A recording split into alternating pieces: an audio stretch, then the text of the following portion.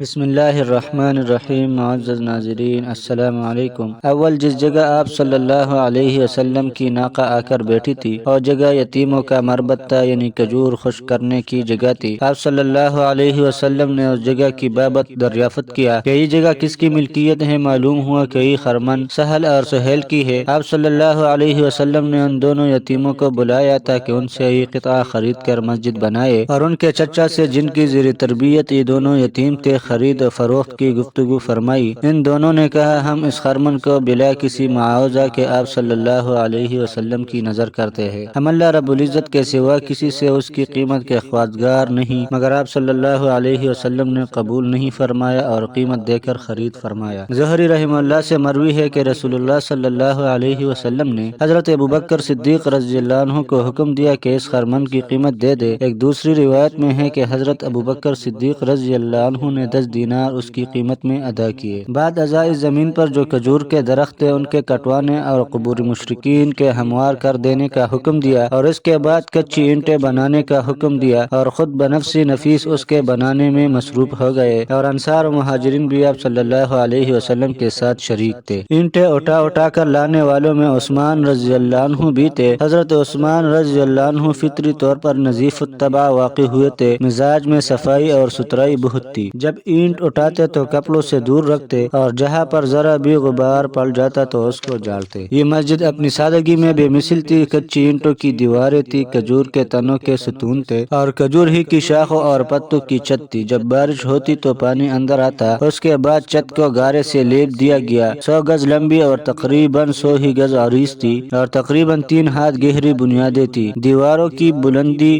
قد آدم سے زائد تھی۔ دیوار قبلہ بیت المقدس کی جانب رکھی گئی، اور مسجد کے 3 دروازے رکھے گئے۔ ایک دروازہ اس طرف رکھا گیا جس جانب اب قبلہ کی دیوار ہے، اور دوسرا دروازہ مغرب کی جانب میں جسے اب باب الرحمہ کہتے ہیں، اور تیسرا دروازہ وہ کہ جس سے آپ صلی اللہ علیہ وسلم آتے جاتے، جسے اب باب جبریل کہتے ہیں۔ اور جب 16 یا 17 ماہ کے بعد بیت المقدس کا قبلہ ہونا منسوخ ہو کر خانہ کعبہ کی طرف نماز پڑھنے کا حکم نازل ہوا تو وہ دروازہ جو مسجد کے عقب میں تھا بند کر دیا گیا، اور اس کے مقابل دوسرا دروازہ قائم کر دیا گیا۔ علماء سیر کا اس میں اختلاف ہے کہ مسجد کا طول و عرض کتنا تھا۔ بعض کہتے ہیں کہ 100 گز لمبی اور 100 گز چوڑی تھی۔ خارجہ ابن زید رحمہ اللہ فقیہ مدینہ یہ فرماتے ہیں کہ 70 گز لمبی اور 60 گز چوڑی تھی۔ محمد ابن یحییٰ رحمہ اللہ امام مالک رحمہ اللہ کے تلمیذ یہ فرماتے ہیں کہ شرقاً و غرباً 63 گز اور شمالاً و جنوباً 54 گز اور 2 گز تھے۔ تحقیق یہ ہے کہ مسجد نبوی صلی اللہ علیہ وسلم کی 2 مرتبہ تعمیر ہوئی۔ اول جب آپ صلی اللہ علیہ وسلم ہجرت فرما کر ابو ایوب انصاری رضی اللہ عنہ کے مکان میں فروخت ہوئے۔ دوسری 7 ہجری میں فتح خیبر کے بعد بوسیدہ ہو جانے کی وجہ سے آپ صلی اللہ علیہ وسلم نے اثر